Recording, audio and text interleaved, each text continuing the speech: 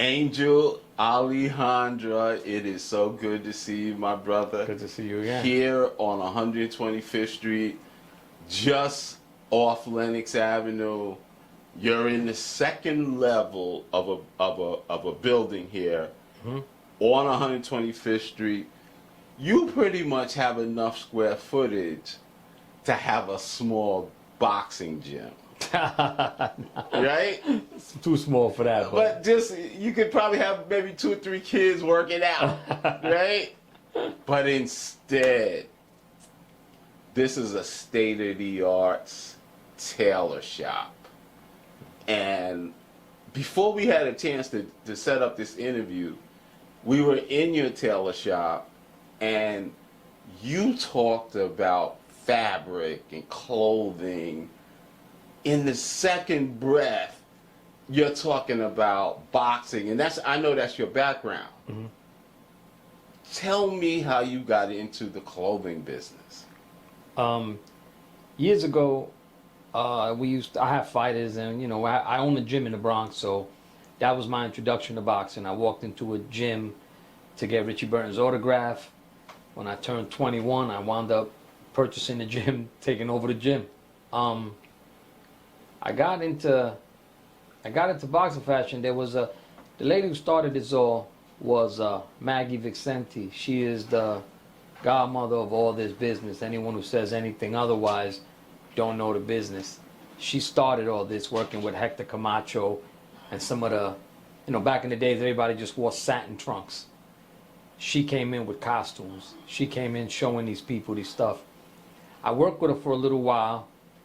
And then she kind of like, she's elderly now. She wasn't doing it as much. Meanwhile, I'm getting all these customers calling me for more suits, more suits, more suits. Because people who don't know or remember Hector Camacho, not only was he a really, really fine fighter, he was very, very flashy in the ring, and the outfits that he wore were really a little over the top for traditional boxers, but people loved it. They loved it. And you know what? No fighter did it before him. Yeah. Now it's a norm. That's right. Now it's a norm. Fighters want to get into the ring. It's like a ring walk. The ring walk is like the catwalk in a fashion show. Yeah. People walk into the ring now with the music, with that. Hector Camacho started all that. Yes, he did. I don't know another fighter. If I'm wrong, I don't know a fighter. Maybe Sugar Ray used to wear some slick stuff, Sugar Ray Robinson. But it was just satin But that robes. was just his lifestyle. Right. And it's funny that you mentioned Sugar Ray Robinson because his establishment was just a block away, up on 7th Avenue. Right. So, but I don't want to get too much into boxing because I want you to talk about the clothing. And I think starting with Hector Macho Camacho is a good place to start because he started this particular fashion trend. Right. And talk about the beginning of this fashion trend, the people who first were involved in it, the people who had the market share in this particular side of boxing. It's like a cross section between boxing and fashion.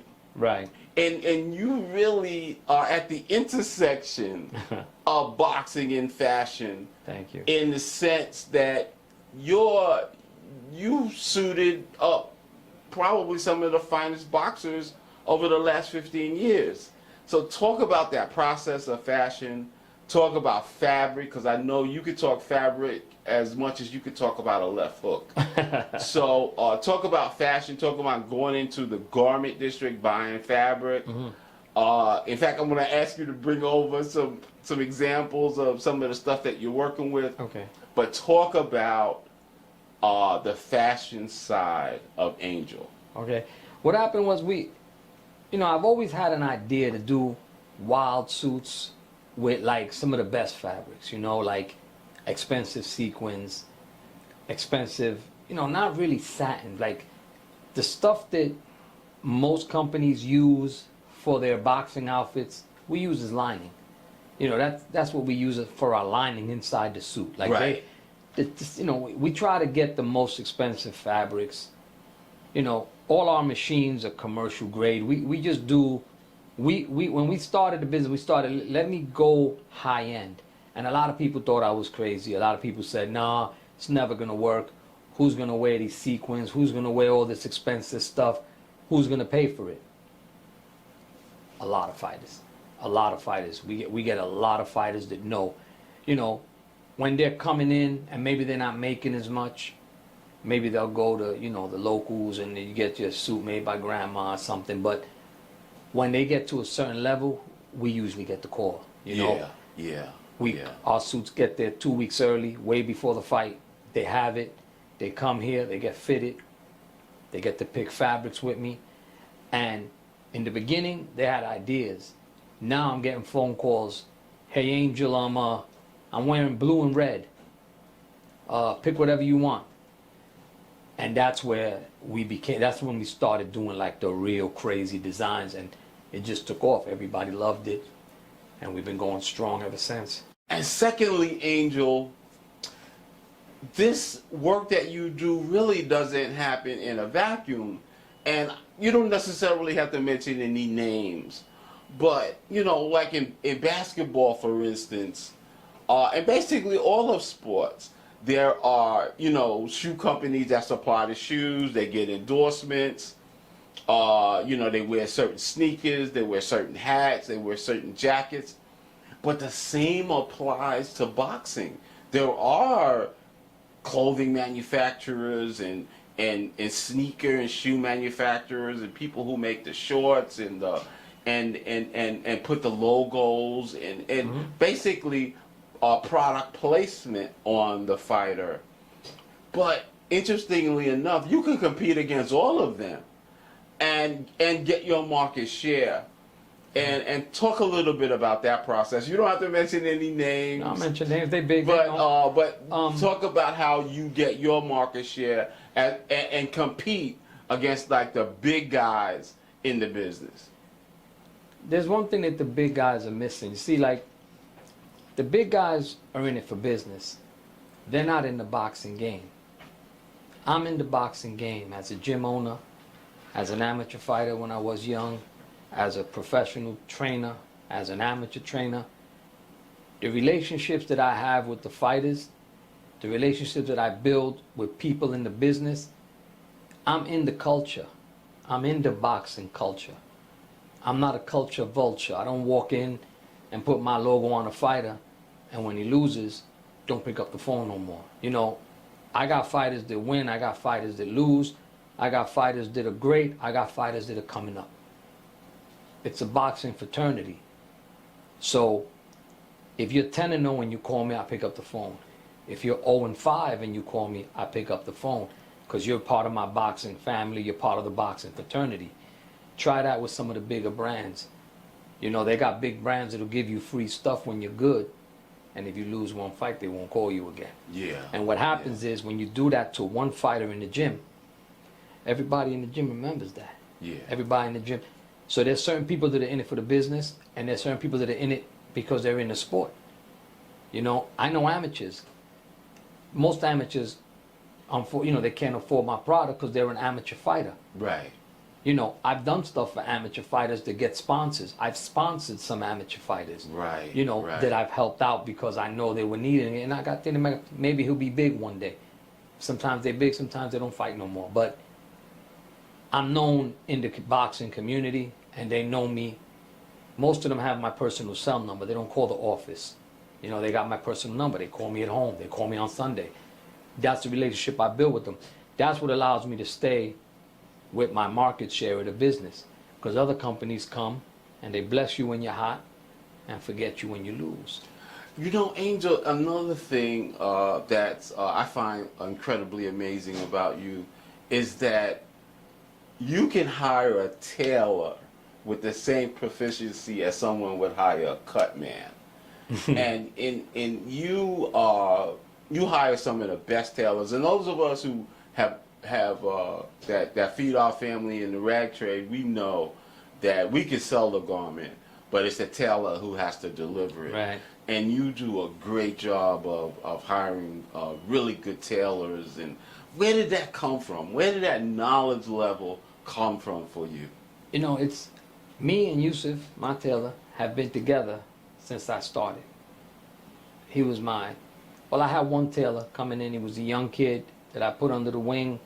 I took him to fights. I was getting him into business with me, and he was handing out business cards trying to cut my throat. So we got rid of him. I have another tailor who's been with me since day one. Trust him with everything. He's like my right hand. You know, if you see me, you see him. If you come to the shop, me and him are measuring you. Me and him are dealing with you. You know, I go over the designs. This gonna work? No, that ain't gonna work. Okay, let's try this. You think this will work? Yeah, that might not work. Well, let's give it a shot. I think it'll look better this way. And we work together. Help them cut, do the waistbands. We do everything together. And when you've been together for so long, it becomes successful because, you know, you're working together. So it's fair. You both eat. You both move up in the business. And I've had my main tailors, my only tailor. When we get really busy, I bring in 1 or 2 helpers to come in. Maybe they'll cut, maybe they'll sew a straight line, but they're not involved with the whole intricate. Only one of us, me and him, are the only ones that do everything. Yeah. You know, from the fusing of the fabrics to picking the fabrics to ordering the fabrics. Me and him do it. When we get really busy, bring other people, they just, you know, we get somebody to come down and help us for a week, help us for 2 days. Right. That's the only way. But I think I picked the right one, and he's loyal, and we work together fine, and we've been together going on almost 8 years. So, Angel, I'm going to ask you to grab a garment, grab a piece of garment, and we're going to go through that garment, and so we can illustrate the great work that you do. So, Angel, this is a New York Knick ensemble that you have here. Talk about it, man, because it's got that Hector Camacho flair, right? Coming into the ring, but also it also represents the thing that's most important for us who work in the rag trade. It's the level of bespoke. When you look at the stitching, when you open up, you look at the quality of the fabric, you look at the stitching, you look at the overall look of the garment, it looks very, very rich. And talk about that. Talk about the jacket, talk about the shorts. Okay, this outfit right here was made for Edgar Berlanga. It's a intricate, it's a real weird piece because he was fighting at Madison Square Garden when COVID was first starting, when nobody knew what it was going to be yet. And we made this suit for him to fight. He was fighting in the garden that week. The actual card got canceled. I think the day before the weigh-in, they canceled the card because they shut the city down for COVID. So that's why the suit is still here. But it belongs to Edgar Berlanga. This is his outfit for that fight. It was actually a New York Knick tribute because it was in the garden. And Pop Smoke was supposed to walk him out of the ring, and he was murdered, unfortunately. And we changed the back from his name. We just put "Rest in Peace, Pop Smoke." And the year was 2020 when he got murdered. So the jacket is made out of sequin, but it's not the regular sequin. It's like the straight cut sequin. Right. And then we mixed it to tone it down a little bit. We used the orange there. The actual shorts are the same thing. We did a throwback Knick jersey. Is what we did. This was like the old Knick style jersey. We just made it in boxing, down to the trimming on the basketball shorts. So we made it like a boxing basketball short thing. And as you can see, Angel, the stitching, it lines up so perfectly. Just the detailing is totally amazing. And I wanted to go back to the jacket a little bit because that panel that's under the arm, that's really, really interesting, the way that's applied to the jacket. Talk about that particular piece of fabric. Yeah, this fabric here, this is more like it's called like a pin dot. It's actually the same as the waistband material fabric. We just put layers on it so you wouldn't really be able to see the blue underneath. And then we patched it in, sewed it in, and then we trimmed it in white, sort of to make it look like the shoot-around jerseys. Right, like with Clyde. When he said Knicks, I was thinking, what would Clyde Frazier wear? Right. You know, and then we just came up with some Clyde Frazier, razzle dazzle stuff. Yeah, exactly. And that's like again, that's another thing that that amazes me about you is that you have a vision before all this gets started.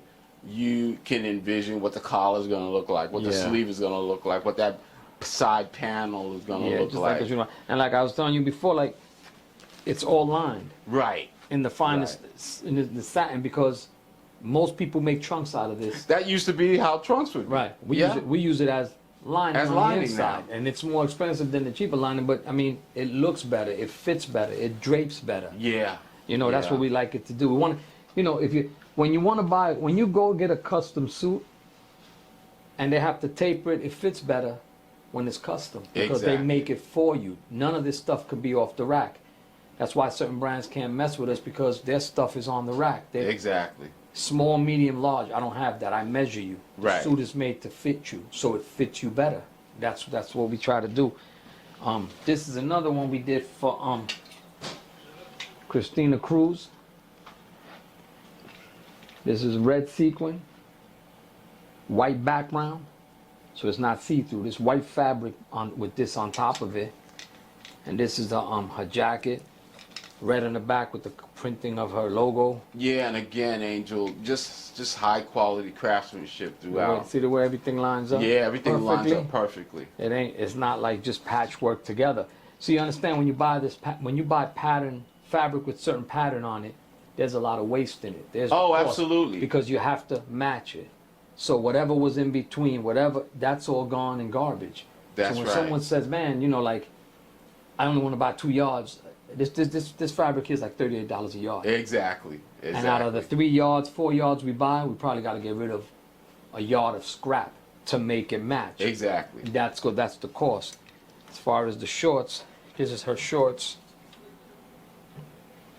And on the side, we have it matching. Amazing. And look at the detailing. Yeah. And the way Everything the is patterns trimmed. match Everything up. is trimmed. Craftsmanship Everything is amazing. is done.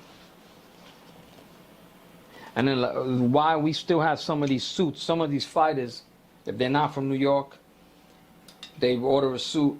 Then by the time they order their third suit, they call me and say, "This is the one I like the best. Right. Hold it here and just take the measurements off of this one from now on." Right. And then we wind up having all the suits that are fight worn. Like if you look at the suits we have, except for this one, except for the Nick one, because that was fight was canceled. Exactly. Exactly. Most of the suits that are here on our display are in the pictures behind us. The fighters actually wearing them. It's just that they get this I think this might be this was her first. I think she has 4 suits from us. Right. So we keep the first one. So she calls me, "Angel, I need something." We take the measurements off of this, and that's her next suit. So now, Angel, we could go on and on. I'm from the rag trade, and you're from boxing. And growing up in boxing, like I did, Third Moravian Church, Sandy Sadler used to be down in the basement in the old gym over there. And, Connie's gym up the block. That's right. That's right. And going to St. Nicholas Gym for the club boxing my dad used to take me to, and up on 7th Avenue where Sugar Ray Robinson had his establishment over there. So growing up in Harlem, there was a rich boxing history. Talk about where boxing is in 2022. Here we're the first week of August 2022. Talk about the status of the sweet science. A lot of people keep saying boxing is dead, boxing is dead. If I had $1 for every time somebody say that, I can close shop and retire. Boxing is just a different level now. Like we have great fighters still. People like to reminisce on the old stuff, which is good. Like when I do a Joe Frazier or a Muhammad Ali inspired something, I take the way they wrote their name on the back of the jacket, I incorporate that into the shirt or stuff like that. Right. The new fighters today are different. The new fighters today like style. They like to be wild. Like you see them wearing fur, you see them wearing leather, and I think that the showmanship in boxing, where it used to be just Camacho and maybe another guy, Right. now everybody's a showman. Mm-hmm. Now their suits and the way they dress and their images with Instagram, all this pops more. So you Yeah. get fighters that are internet sensations. Right. And you know, and it brings more eyes to the sport. I'm not against it. I like the pure fighters. I like real boxers. I don't really like the internet ones too much. I think that's corny. But it right. does bring the internet crowd, you know? Right, because you do business because everything is aesthetics with them. Everything Right. is Everything is showmanship with them. And everything that you just described about what boxers like today, whether it's leather, whether whatever kind of fabric it is or skin it is, you can do it. Yeah, we do. We can do any outfit. We've You done showed alligator. me some alligator Yeah. embossed fabric back there, Angel. And maybe we'll get a chance to walk through the tailor shop for a second. But you are really on top of what a lot of the fashion conscious fighters want today, and you're really doing a great job. Thank you, man. In putting all that together. And where did that come from? Where did that whole thing about I can do this? Where did that come from? You know, like you have some of the state of the art machines back there that you would find in Giorgio Armani's tailor shop. So this is really a bespoke shop when you really think about Thank you. because this is really high end stuff. And so where did that instinct to really decide to do this, where did that come from? When we did it for fun, it was good. Like in the very beginning, we were just doing it for our fighters. Fighters that was in our gym. Yeah. But we kept getting phone calls for it. And I didn't want to be Everlast. I didn't want to be plain. I just wanted to shine out. Like there's that Versace story of where the Medusa name come from. When you look at his product, you freeze. Well, I always liked that theme. I said, I want you to look. You see a lot of, I don't even put my name on half my stuff. I noticed that. I noticed that your branding is amazing. Right. I think we don't put our name everywhere. We put the fighters. The fighters are first. Exactly. But I'm like, I'll sit in the stand somewhere, and people who don't know who I am will be sitting there, and it's amazing when they get in, oh, that's a AA suit. Yes. That shit makes me feel great. I'm looking like, oh yeah, like even if my patch ain't on it, they'll know. They'll know because of the quality of our stuff. Exactly. And that comes from not having a Walmart sewing machine. Like we got $3,000 Jukies, we got $8,000 multi-thread machines. We have $13,000 printers. I've invested into the company to make everything hot. Like now we offer sublimation. I don't like to do the whole suit sublimation like some other people do, because number one, it's very easy. You just print it, cut it, and sew it. Right. It looks like a softball uniform. Yeah. I like the different textures of pattern. So on top of pattern. I incorporate sublimation with printing, with sequin, with leather, with high-end fabrics. Together, it makes a gorgeous suit. If you just do everything printed, what is exactly? It doesn't have that depth. Yeah, to it. You sewed the outside. You didn't do anything. You know, we use trimming. You know, there was certain when female boxes. Most of we got started with female boxes. Like that was unbelievable. Like most of the girls loved our stuff. They loved the skirts. We started making patterns of the skirts that nobody was making. If you look now, every girl that get in the ring has the pattern cuts that we've made. Yeah. Because now everybody's just doing what we did, which is fine, because we'll change it up and then they'll copy that. So it's fine. I mean, I'm okay with them being inspired, you know, but you know, I don't like it when I see them doing exactly what I've been doing. Right, exactly. You know, exactly. but it's okay. I'll just do it better. We'll just do it better. They can't compete unless they're gonna invest a lot of money into the game.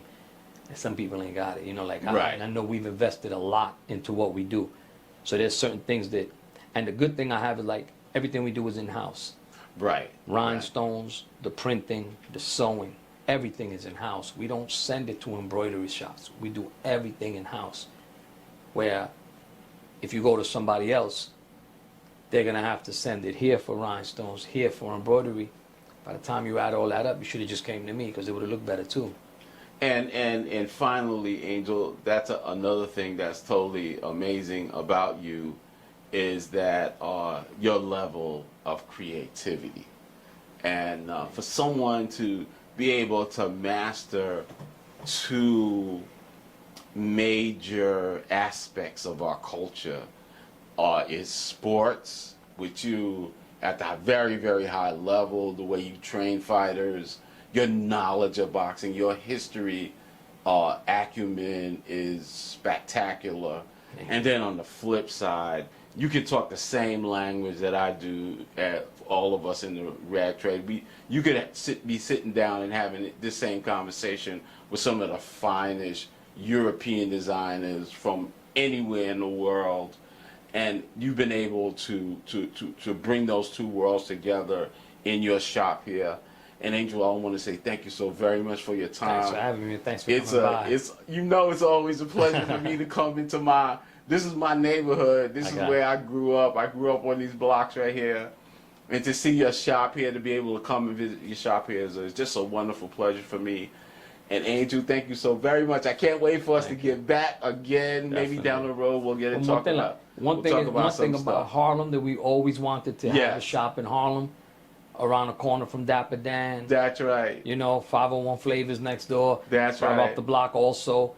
It's like sports and fashion has always been a part of Harlem. Absolutely. It's always been. So when we had the opportunity to find a location in Harlem to do it, we just rolled the dice and said, let's do it. And it's been, people have loved it. Like I get fighters coming from Philadelphia, from out of New York State, they come up, and when they come up here and they see the spot, they go, whoa, it's a whole different thing. It's like walking into, like you said, a bespoke spot. It's a lot better than getting being in your mom's basement and they take your measurements. It's a whole nother level. I know that world real well, Angel. And again, man, it's such a pleasure being up here with you, coming home and seeing you doing this great work and thank you, man. and collaborating these two important aspects of our culture. And again, Angel, thank you so very much. Thank you.